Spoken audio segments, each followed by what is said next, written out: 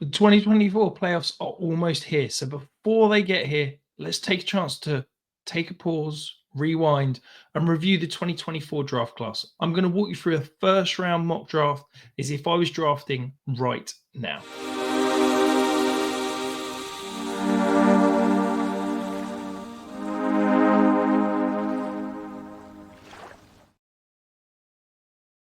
Let's start at the top. Jayden Daniels would be my 101. He is absolutely balling. He is the quarterback 6 on the season, averaging over 20 points per game. That is with a 4-week stretch where he did not scramble as much. He did struggle to produce the big numbers we saw earlier in the season because of that rib injury. The big numbers that are amazing, though, he leads the league in scrambles with 54. And one of the most encouraging signs is he is currently 24th in the league in pressure to sack rate. That was the biggest knock on Jayden Daniels coming out, that he took too many sacks, that he didn't know how to move in the pocket to avoid those sacks and not turn pressure into sacks. I think he's been fantastic pushing the ball out quickly, being decisive. He's gone 1-2 to scramble, better than anyone else in the league right now. My one slight concern is that I think he's only taking shots downfield when they're schemed up shots. He's not doing it in the run of the play. I would like to see him do that a little bit more as we move on into the rest of this season and beyond. The 102, though, it is another quarterback, Drake Maye. Jayden Daniels and Drake Maye for me are neck and neck. I have them the exact same value in my trade values, and I could easily flip either of those guys. Drake Maye, the guy's balling. He's the QB10 since he took over full time. He's second in the league in scramble rate after Jayden Daniels. I think that his ability to basically hold up this offense when he has got the worst offensive line in the league, he has got abhorrent wide receiver play. It is absolutely abysmal. I am super excited about what he could be when you add in competent offensive lineman, competent wide receiver play. I think he could be an absolute superstar. And we know that we get that rushing production time and time again. The guy's averaging 17.3 points per game so far this season with those issues. I'm really excited about what he could be moving forward because he does the things that adds value to fantasy. He pushes the ball down the field. He is hyper-aggressive doing that, and he scrambles. So very, very encouraging. The 103 for me, Caleb Williams. He was the consensus 101. There's been a lot of knocks on him over the last few weeks. I think, to be honest, to me, the troubles are slightly overblown. I think they're more scheme and surrounding based than perhaps Caleb Williams based. I think he's being asked to play a different type of quarterback to what he is naturally. My massive concern for him is, the pressure to sack. I talked about it being a good thing with Jayden Daniels. For Caleb Williams, he's at 31.6%, which is the highest in the league. That is a massive issue. Yes, some of that is scheme. Yes, some of that could potentially be O-line, but a lot of that is falling on Caleb Williams. I'm really excited about what he could still be. I still believe in talent. I think there's enough glimpses and flashes of his unbelievable ability to create out structure, his, arm talent. And I think that given the right offensive surrounding in terms of a new scheme, a new offensive coordinator, a more consolidated receiver room, rather than trying to force the ball to all three of the guys, there's a lot of ego in that wide receiver room. And I think maybe reducing that down could help Caleb moving forward. At the 104, though, Malik Nabers, he started off the season on an absolute train. Through the first 4 weeks, he was the wide receiver 1 overall, averaging 22.9 points per game. It has drifted slightly. He's gone down to 12.9 points per game since week 7, the wide receiver 28 overall. I think the problem is it's not him. We've seen Andrew Thomas get injured, and taking him out of this offense had a dramatic effect. We've also seen the quarterback play. Daniel Jones, he has a lot of warts, but he's a competent NFL quarterback. I don't think you can say the same about Drew Lock and Tommy DeVito. I just think that I still believe in the talent. He is absolutely freaky. His talent with the ball in his hands is unbelievable. And I really think that next year, with a new quarterback and a center, and hopefully a healthy offensive line, Malik Nabers could be that wide receiver 1 that we all hope he saw, and we certainly saw at the beginning of the year. The biggest riser for me in the first round, though, Bo Nix. He was a back end of the first round pick for me, and here he is up at 105. He's just fantastic. I can't believe what we're seeing from Bo Nix. He is completely amazing at avoiding negative plays. We see 1.7% turnover worthy play rate. That is third in the league.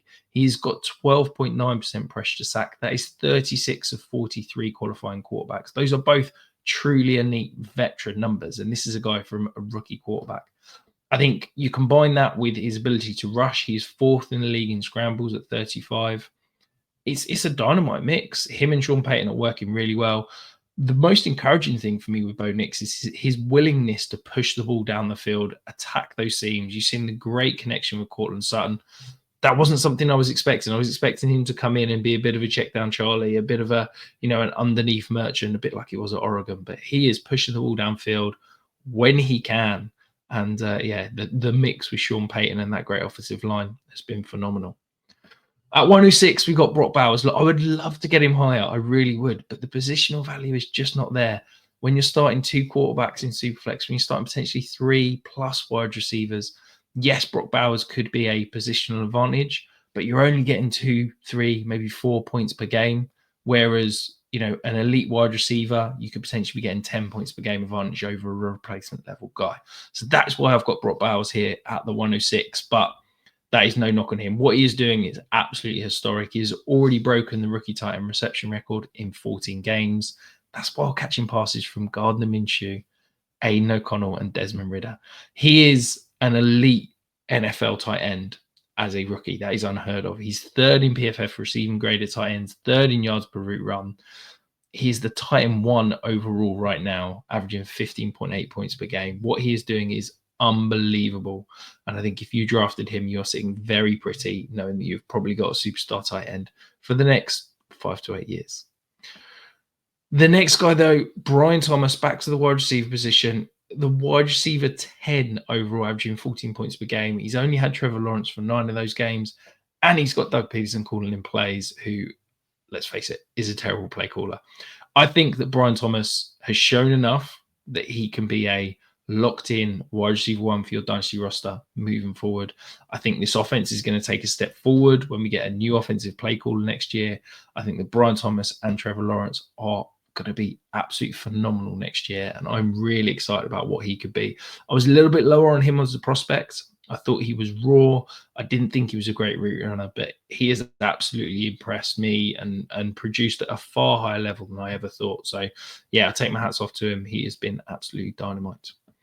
The 108, though, the biggest faller, Marvin Harrison. He is currently the wide receiver 28. Now, in a normal year, that might not be too bad, averaging 11.6 points per game. But right now, it's just not getting it done. This is a guy that was a first-round pick in a lot of redraft leagues. It doesn't seem to be clicking with Kyler. I talked about this in our Discord earlier this year. I just don't understand quite why. It feels a bit Kyler. It feels a bit scheme. It feels a bit Marvin Harrison. I think the Cardinals have asked him to be a true X outside receiver and aren't really making life easier. They're like, we want you to be the finished article. We want you to be the perfect X receiver.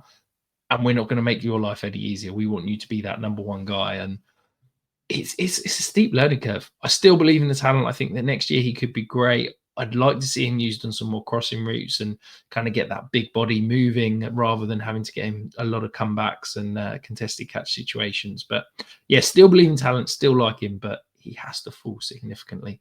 Before I move on to the 109, though, if you are here and you haven't hit the subscribe button, go ahead and do that now. I'll be diving into rookie draft season very soon. I'll be giving you prospect profiles on every single key guy that you need to know for the 2025 rookie drafts. Lad McConkey is next up at the 109. Now, I had Lad McConkey in the second round, and he has absolutely made me eat my words. He's currently the wide receiver 21, averaging 13.6 points per game. He is 12th in the league in yards per route run. The knock on him was small, undersized, potentially slot only, potentially going to be nicked up and carry injuries like he did in college. And it has kind of carried out as that, but tied to an elite quarterback in Justin Herbert, being force-fed the ball. His route running was good in college. It's gone to another level in the pros. He gets open for fun.